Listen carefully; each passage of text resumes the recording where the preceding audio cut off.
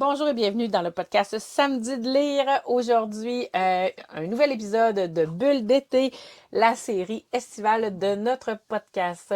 Marie-Claire, tu es avec moi pour faire une belle chronique d'une série de BD. Oui, une série qui est encore en écriture, c'est-à-dire que là, les 3 premiers sont sortis, mais il va y en avoir d'autres.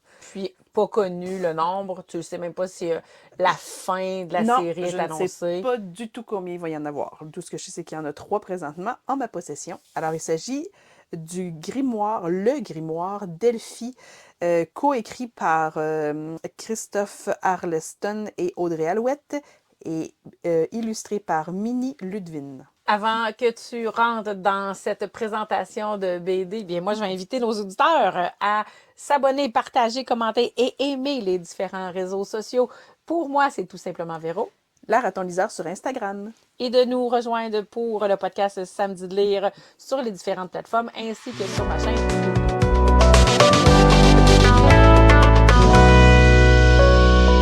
Le grimoire Delphi. Ouais. Là, je suis désolée, mais je suis obligée de faire le même lien que j'ai fait la semaine dernière avec les histoires de cerises. Les carnets de cerises. Les carnets de cerises, une vraie délinquante.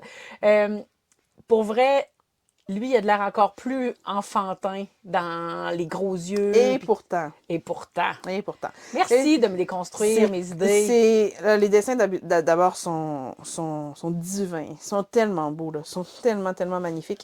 Fait que je comprends que ça peut donner cette vibe-là avec ces petits visages ronds puis les grands yeux de manga. Mais tu sais, on a une co-scénarisation, Arleston Alouette. Ça peut pas faire autrement que d'être brillant. Et puis... Alouette, c'est celle qui a écrit Magic Charlie? Bravo. Je me rappelle, j'écoute bien. C'est elle qui a écrit Magic Charlie, puis elle est derrière toutes les princesses Sarah. Elle écrit vraiment beaucoup de belles choses. Elle est aussi derrière, c'est quoi l'autre que... pas le Jardin secret, mais le Jardin des fées. Est-ce que je te l'avais montré, celui-là? Jardin des fées, c'est comme une adaptation du Jardin secret, mais en mode... 2023. Ouais, ben avec des fées, tout ça, puis un petit peu moins jojo que le Jardin secret, mais tu sais, c'est magnifique, tellement bien écrit. Fait que moi... Mais je comprends qu'elle a vraiment un univers d'écriture autour de la magie, autour du monde fantastique. Vraiment, elle aime ça, c'est ce qu'elle aime écrire. Puis moi, j'adore sa plume, j'adore sa façon de penser, tu sais, j'aime ça. J'aimerais ça être dans son cerveau pour voir comment ça fonctionne, parce que... T'entends-tu, Madame Alouette? Ma cousine va être dans ton cerveau! Elle a une facilité avec les mots, vraiment. Puis, si je vous ai parlé aussi de Christophe Arleston, puis si vous dites, ce nom-là, ça me dit quelque chose, ben, c'est lui qui est derrière L'Âne-Feuse de Troie. Bon, là, rien de moins. Eh, mon Dieu! Je suis désolée. Ah, tu vois dans mon visage, hein, pour tous ceux qui n'ont pas accès, parce que notre épisode de podcast ne se présente pas aux vidéos, là, il y avait comme une phase de neutralité mais de quoi tu parles, je ne sais pas. Fait que j'aurais aimé faire comme, pour vrai, c'est lui qui est là! L'Âne-Feuse, là, c'est quand même épique, là, je veux dire, il y a énormément de bandes dessinées dans cette série-là, puis c'est connu pour ceux qui le connaissent. Ben oui, c'est ça. Connaissent. Mais en fait, c'est un BDiste. Ça fait très longtemps qu'il fait de la bande dessinée. Puis, fait que lui, il est dans son élément. Puis, il est le co-fondateur de la maison d'édition qui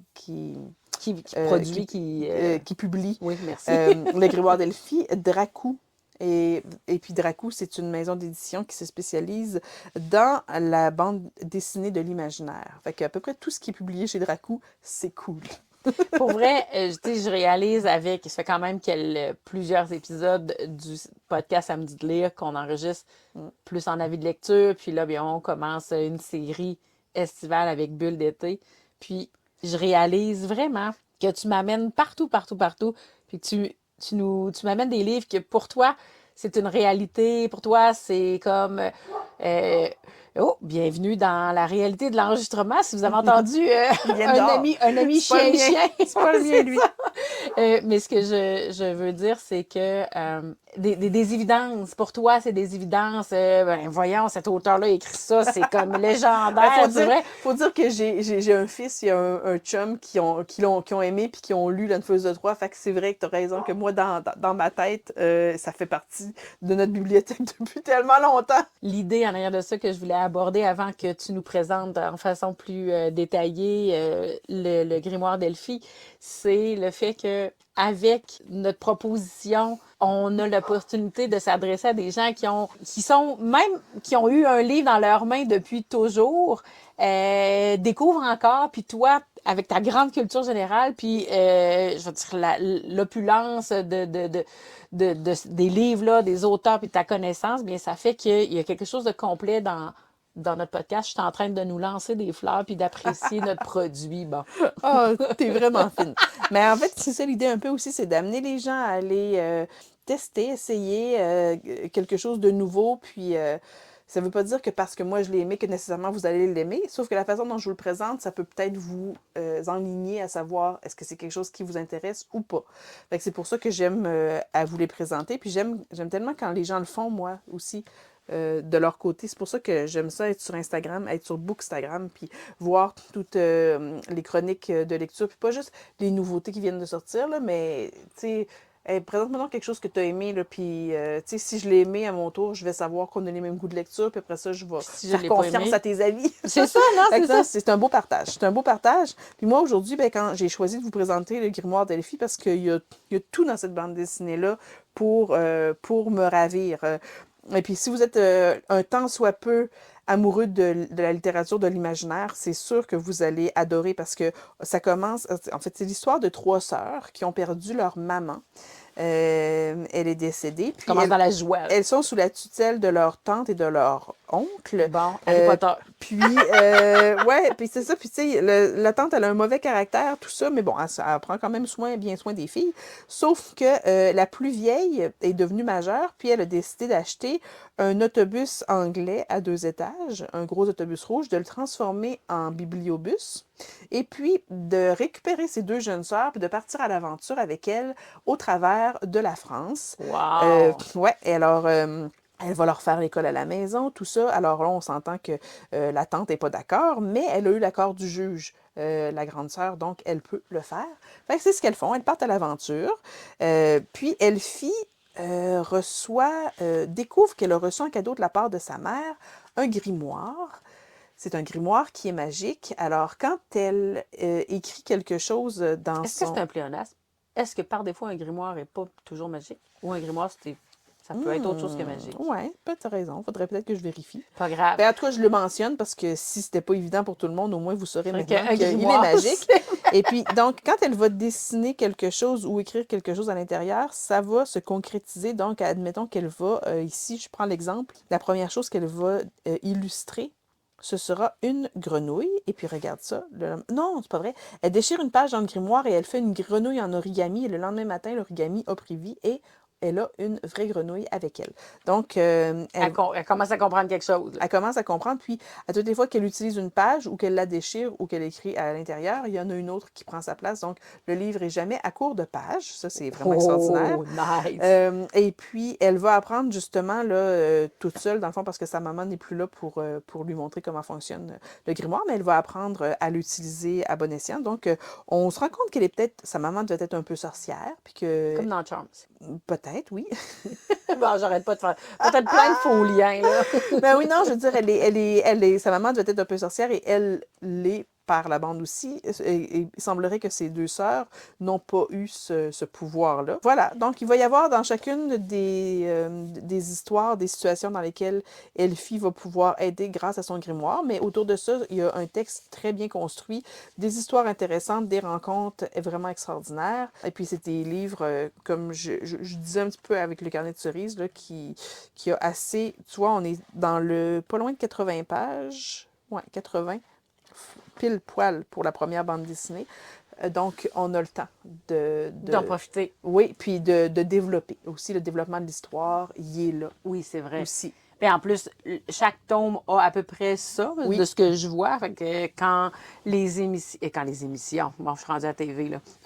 Quand chaque tome termine, il y a quelque chose, tu es gorgé de... Oui, on est satisfait. Oui, on est satisfait, on en a eu assez. Ben, assez, non parce qu'on veut une autre bande dessinée, mais on en a assez pour attendre à la prochaine, admettons. C'est ça. Tu te rappelles, tu avais présenté un avis de lecture, c'est pas la tête de Sherlock, c'est Ah oui, les... Sherlock Holmes, dans là. la tête de Sherlock. Dans la Est-ce que tête, ouais. c'est ça le titre? Je Là, pense. ils sont dans ma chambre, mais oui, en fait, j'avais présenté Sherlock Holmes Oui, en c'est bande ça. dessinée, ouais. Puis tu avais dit que de ne pas avoir eu le deuxième tome en main, ça aurait Oui. apporté beaucoup de déplaisir tellement la fin. Parce que l'histoire se déclinait vraiment en deux. C'est une duologie. Alors, c'est pour ça que ça prenait absolument la suite. Alors que dans le cas du Grimoire d'Elphie, chaque tome a sa finalité en soi. On recommence au tome suivant avec un nouveau départ vers une nouvelle ville, une nouvelle aventure. Fait que c'est pas un à suivre. Tu comprends? Oui. Fait que dans ce sens-là, c'est pas grave si on les a pas toutes en même temps avant de commencer. Ce que je saisis, c'est que c'est les personnages qui vont être récurrents. Oui, c'est ça, exactement. C'est la vie de Delphi avec Qui va ses sœurs. progresser avec le temps, avec l'univers, mais chaque histoire était dépendante d'un tome à l'autre. Exactement. Wow! Fait que ça fait que si tu n'as plus le goût de l'acheter un moment donné, ben, t'es pas. C'est pas comme le manoir de Sheridan ou dans la tête de Sherlock. Exactement. Fait que, ben, c'est ça. Donc, je vous présente les 3 titres des tomes qui sont sortis venir jusqu'à date. Alors, le premier, c'est L'île presque.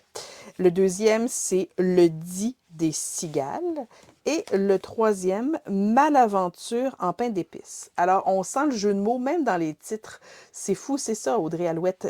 Elle a une facilité avec les mots, là. C'est une magicienne des mots. C'est incroyable. Puis là, on voit sur la couverture du troisième qui se passe dans le temps des fêtes. Ils sont dans Avec le titre, on avait saisi. Ils sont dans... En tout cas, j'avais saisi. Que c'était dans le temps des fêtes. Puis on voit qu'ils sont accaparés par des dizaines de petits bonhommes en pain d'épices qui ont décidé de faire un peu, peut-être comme dans... Shrek? Non! C'est une autre référence proche. J'aurais référé à Gremlin. Oui, qui ont pris vie après les nuits. Qui ont décidé, oui, de faire des bêtises, puis d'être... alors, ça va être ça le problème, ils vont être attaqués par des petits bonhommes en pain d'épices, parce qu'elle va être mise en contact, la belle Elfie, avec une autre jeune fille qui est sorcière comme elle, mais qui n'est pas sage avec sa magie et qui décide d'en faire qu'à sa tête. Alors, elle va faire des bêtises et Elfie va devoir l'aider à réparer les pots cassés. Quand même. Là, ce que je comprends, c'est que là, actuellement, tu as 3 tomes. Oui. De paru, de disponible, est-ce que tu sais s'il y en a plus que 3? Non, le présent, non, parce que sinon, je l'aurais. Bon, c'est ça. C'était Voilà. la prochaine question. Tu as en main ce qui existe, qui est paru en date d'aujourd'hui. Puis je vous invite à faire un peu comme on avait dit en fin de podcast la semaine dernière, là, aller sur les réseaux sociaux, mais Audrey Alouette, elle est vraiment... Active. Elle n'est pas suractive. Elle ne va pas mettre des choses à tous les jours, mais elle en met assez suffisamment pour qu'on puisse suivre le développement de... Tu sais, bon, par exemple, quand elle écrivait le tome 3 de Magic Charlie, là, elle nous tenait au courant. Là, l'écriture, c'est plus long, un petit peu, c'est plus laborieux, mais ça s'en vient, tout ça. Puis elle nous tient... Fait que, tu sais, si vous voulez savoir quand est-ce que va sortir le tome 4 du Grimoire d'Elphie, elle va être bien disposée pour ça va être une bonne... Oui, c'est ça. Ouais. Probablement qu'elle va le savoir avant toi. Je parle d'elle comme si c'était sa bande dessinée, mais en fait, c'est un trio. Là. Ils sont là, Arleston, Alouette et Minnie Ludwig qui fait des dessins tellement sublimes. J'adore ce qu'elle fait. Elle a aussi, bouge pas que je te dis ça. C'est ça, hein? Parce qu'on voit, il y a une influence japonaise dans son dessin.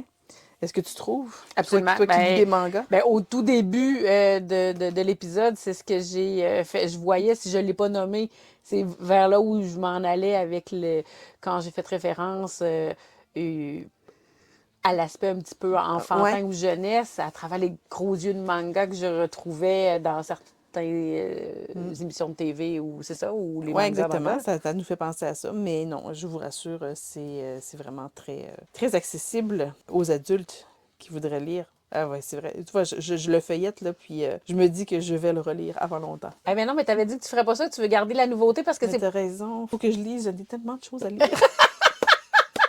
J'en ai tellement bande dessinée à lire. Oh là là, mais oh. Mais comme tu nous laisses toujours la belle opportunité de faire ce qu'on veut, j'ai envie de dire, Fais donc ce que tu Marie-Claire, veux. fais ce que tu veux. Si tu as envie de le relire, relis-le. Mais ça se lit quand même rapidement. Mais je pense que ceux-là, je les lis toujours en deux coups.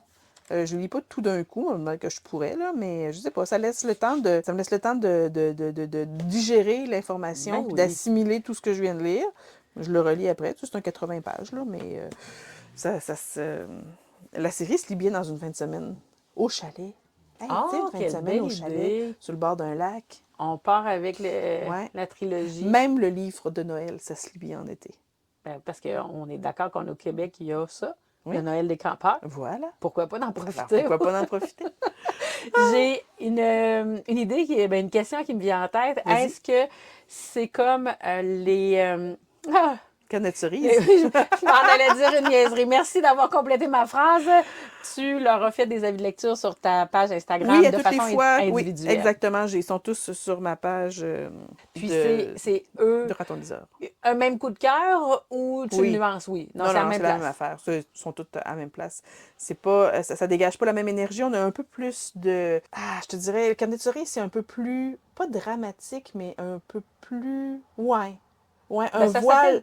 un voile de drame. Alors que dans le Grimoire d'Elphie, c'est plus léger, c'est plus drôle, c'est plus magique, c'est plus... Ouais, Dans peut-être le que c'est thème ça. C'est estival, peut-être... on y C'est est. plus pétillant un petit peu. Tandis que l'autre, on est vraiment dans l'humain, dans le rapport avec les gens qui ont besoin de... Tu sais, c'est ça. Fait que la différence, elle est là. Sinon, pour les deux, ils ont la même place dans mon cœur.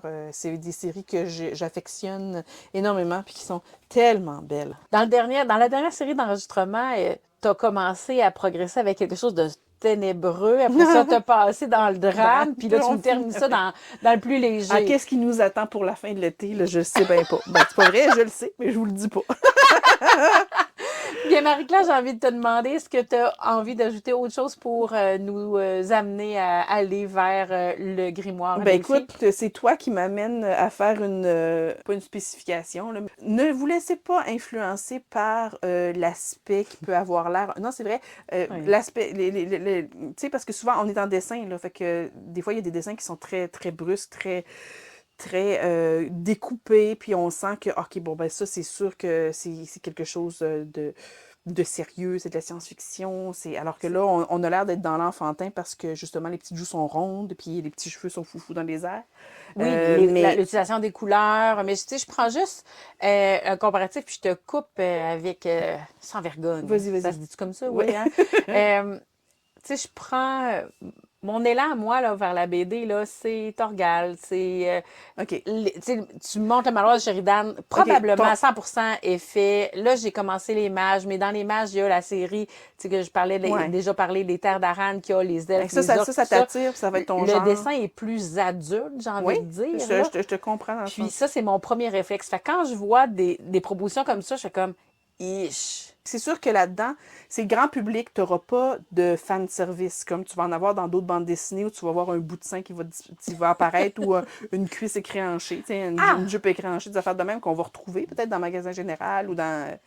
Même pas, mais oui, ben, de toute façon, j'ai juste lu Marie. Là. Ben, Mais où je il comprends. va y avoir du langage grossier et plus- tout ça, bon, c'est sûr qu'on le retrouvera pas là-dedans. Dans ce sens-là, c'est vrai que ça peut être lu par des enfants, mais l'adulte va trouver quand même son plaisir parce que c'est pas simple, c'est pas de la bande dessinée pour premier lecteur, dans ce sens-là que je veux dire, tu comprends? Parfait. C'est ça, c'est pas comme les premières lectures où on va avoir un développement d'histoire qui est très, très...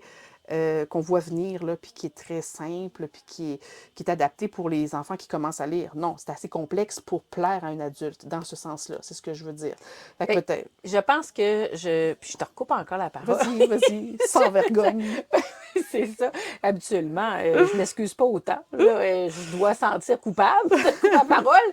J'ai fait l'exercice cet été, soit d'aller louer, d'aller acheter une proposition avec une couverture qui me donne l'effet du jeunesse et qui n'aurait pas été un réflexe.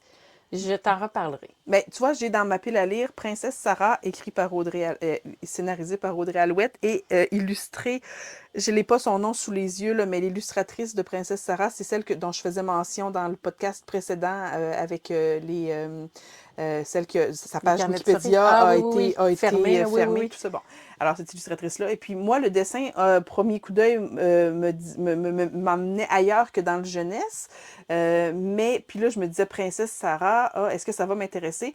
Puis une fois que j'ai dépassé ces deux barrières-là, puis là, tu vas me dire, oui, tu l'as pas encore lu, il est dans ta pelle à lire, mais j'en ai entendu tellement de belles choses que je le sais que je vais l'aimer avant même de l'avoir commencé parce que j'ai aimé tout le reste, là. Fait que c'est juste que c'est une question de temps. C'est une série qui a beaucoup de livres dedans. Mais je vais me mettre. Mais alors, j'ai fait un peu comme toi dans le sens où j'ai dépassé ces barrières, je suis allée le chercher. Puis Puis je vous en reparlerai.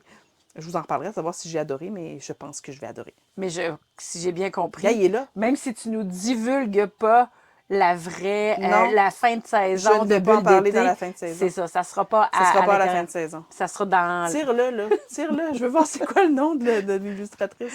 Moretti. Tu vois, quel est son prénom? Ah, puis c'est publié aux Chez éditions Soleil. Soleil. Mais gars, vois-tu, il y a quelque chose qui fait enfantin, mais pas... Pas Il y a tant, quelque c'est pas de la chose. même façon. Non? Puis là, mais je me disais, moi, princesse, tu sais, j'avais un gros préjugé. Nora Moretti. Nora. Couleur Claudia Boccato. Fait qu'elles sont deux. Alors là, je sais pas si on... Ah, moi, je suis allée dire que c'était l'illustratrice Nora Moretti qui s'était fait fermer sa page. J'espère que c'est pas Claudia Boccato. Parce que là, j'ai dit n'importe quoi depuis le début. Mais il s'est passé quelque chose avec ça, là. C'est parce que j'ai pas les informations sous les yeux, mais sachez qu'il s'est passé quelque chose avec ça. Mais bon, bref, tu comprends? Absolument. Quand je le feuillette comme ça, je me dis, mais le scénario, Audrey Alouette, c'est sûr que ça va être bon.